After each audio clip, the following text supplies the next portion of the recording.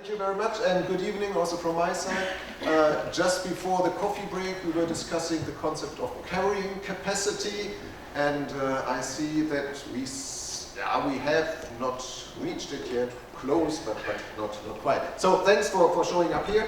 I would also like to add that this event is kind of merged with our Bremen Day. Bremen, as you may know, is the consortium of the marine science research groups within the Faculty of Biology and Chemistry at the University of Bremen. But as Simon has indicated, it's my task to give a little bit of background information on our project, so actually what brought us here together now in Bremen for this annual meeting and also for this public colloquium. So what is our approach actually for researching the changing Arctic? This afternoon you will learn a lot about cryosphere reduction, about the cryosphere, so the habitat on Earth, the space, the sphere on Earth that is kind of shaped, dominated, characterized by ice and low temperatures. So, of course, as you know, as an outcome of climate change, climate warming, you are aware that this cryosphere is shrinking, and what makes up the cryosphere, mostly in the Arctic, this is sea ice and glaciers.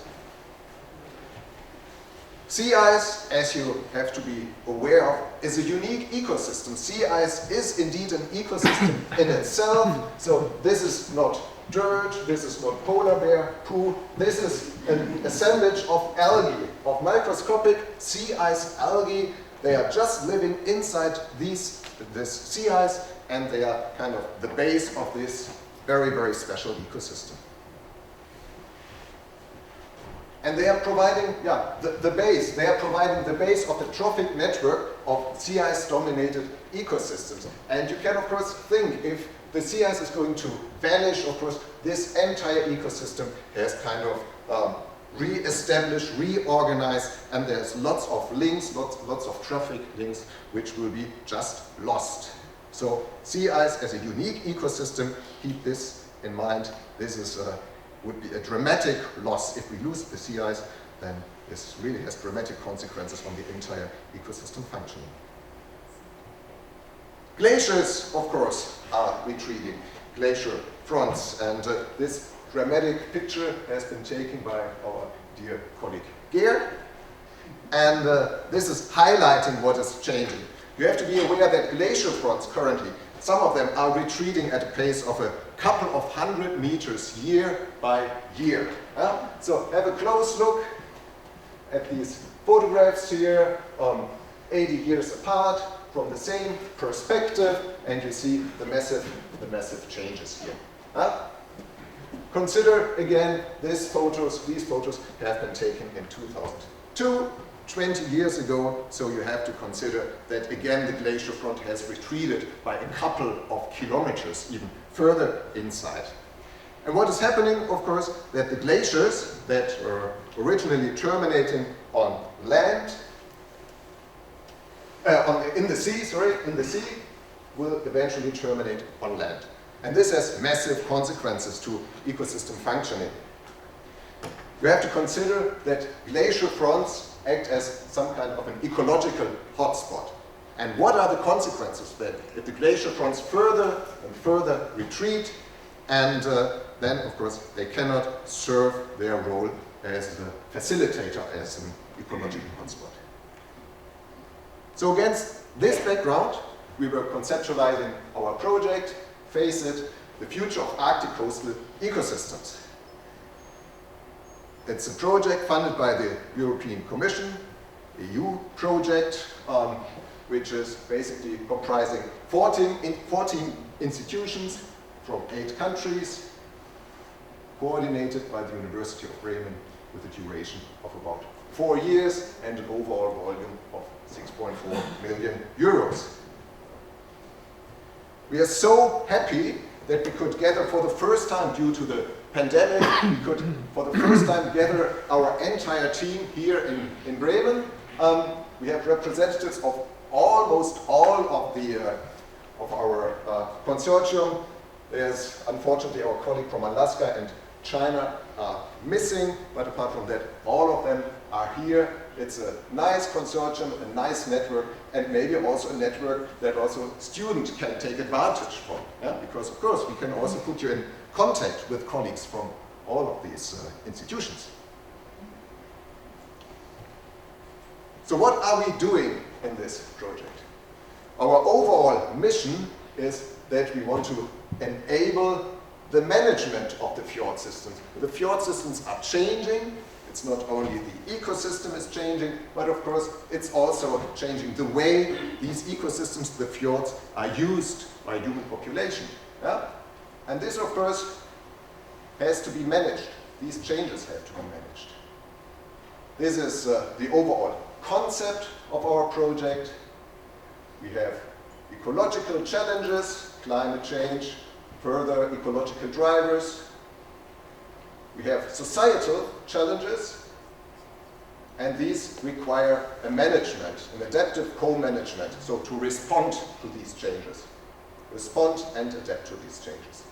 And of course, we have to communicate our findings to the public, to the students, to decision makers, and of course also to provide advice on policy. The concept of the project looks like this. We have different work packages. Some of them are into the physical drivers, identifying the key drivers that drive the change in the ecosystem. What are the ecological changes with respect to biodiversity and the functionality of the ecosystem? But this, of course, has implications on how the fjords are used by human population. This has implications to food provision, also on tourism, very interesting case. And then eventually, of course, we have to take all these findings together to provide a synthesis and to conclude our conclusions for policy advice.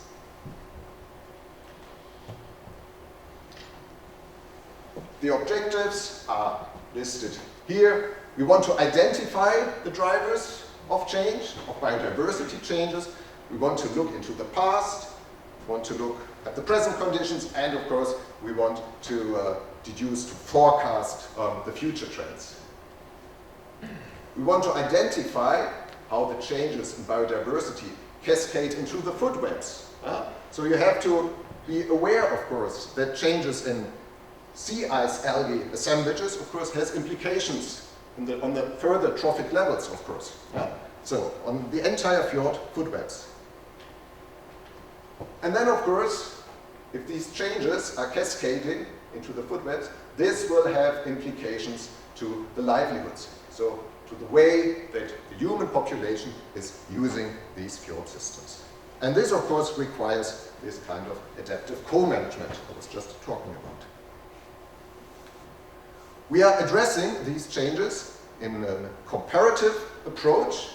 So the project is conceptualized in a comparative approach that we have 7 different fjord systems, and they are all characterized by their degree of change. So we consider them being situated along a gradient of atlantification, borealization, and some of the fjords here on the western coast, for example, of Svalbard, west coast of Greenland, this is what we consider the changing Arctic, the Arctic in transition. So this is where we observe most of the drastic changes. But we have other fjord systems on the east side here, Young Sound, Storfjord, Ingelfjord, which do represent, well, the high Arctic, the cold Arctic. There's still lots of influence. They're still influenced by ice, by glaciers. So this is what we by now consider a stable Arctic fjord system. And we have one fjord high up in northern Norway, Porsangerfjord, which is representing for us the future Arctic.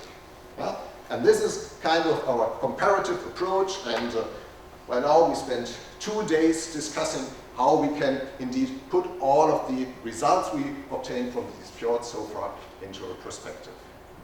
And this is what we are going to do, or try to do now in the upcoming hours, providing you with some first insights what is going to happen in these fjord systems and what would that mean, well, for the global Arctic, for the entire Arctic, but maybe also for our lives here, maybe in Bremen. Of course, this has also implications to us.